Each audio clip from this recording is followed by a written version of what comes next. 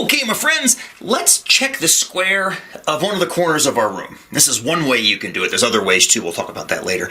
All you need is a pair of scissors to cut some paper, a piece of scrap paper, a ruler that can measure at least 5 inches, and some kind of a writing utensil that you can write on the paper with. So the first thing I'm going to do is I'm going to cut a little strip that's 3 inches long. It doesn't matter how wide it is. Actually, the narrower it is, the better. So here's a 3-inch strip. I'm going to make a mark where I measured that 3 inches exactly on that side. Because that, if you can see, I don't know if you can see right there, that's not a perfect rectangle. So this is the side I measured the 3 inches on. So I made a little mark there.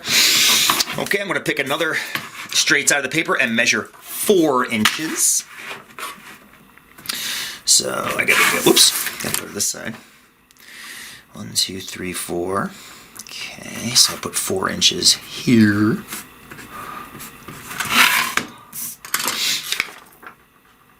Okay, make a little strip here. There we go. Up like that. Good stuff. So now I got a 3 and I got a 4.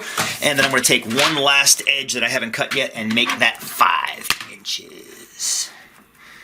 5 inches. 1, 2, 3, 4, 5. Put a little mark there. Did the 5 inches here. Okay.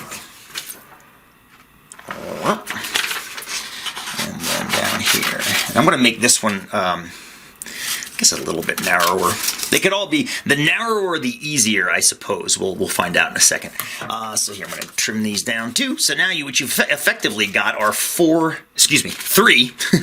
little rulers. You got a 3-inch ruler, a 4-inch ruler, and a 5-inch ruler.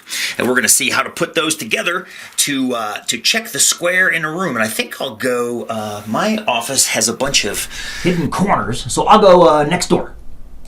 Okay, my friends, so I'm next door to my office in a classroom in Grandview Hall, and we're going to check the square on this corner of this wall right here. Now, it's a little tricky because it's got molding, but we can get a close enough approximation. So I'm going to start by taking the 3-inch ruler piece of paper, and I'm going to shove it as far as I can into that corner with the part that I measured against that wall.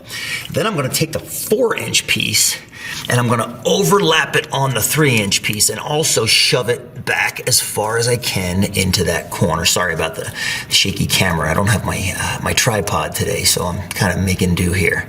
All right, it's not going to be perfect because of the molding, but if you were doing construction, the molding wouldn't be up yet. You would be doing these checks before the molding went up. So maybe your house has square molding or no molding, and that would be easy. I bet you it does have molding though, because I think that's the last piece to go in to hide all the seams.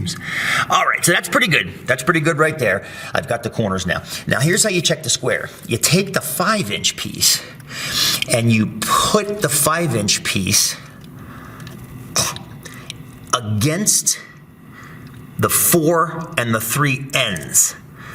And if the 5-inch piece lays exactly onto the points at the 4 and the 3, which it looks like this would be easier if I taped down the 3 and the 4, but look, you can see it's working.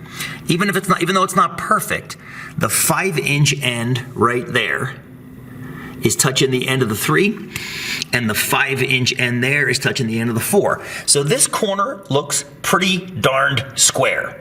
And that's a really quick, easy way of checking the square in a room. This would, like I said, this would be a lot easier if we had more rigid pieces here, or if this molding wasn't here and we could shove the pieces up, or if I taped these 3 things down. But you know what? This is actually a pretty decent way of checking the square of your room. So I think you got it figured out. Go pick a room in your house or your apartment, and you check the square.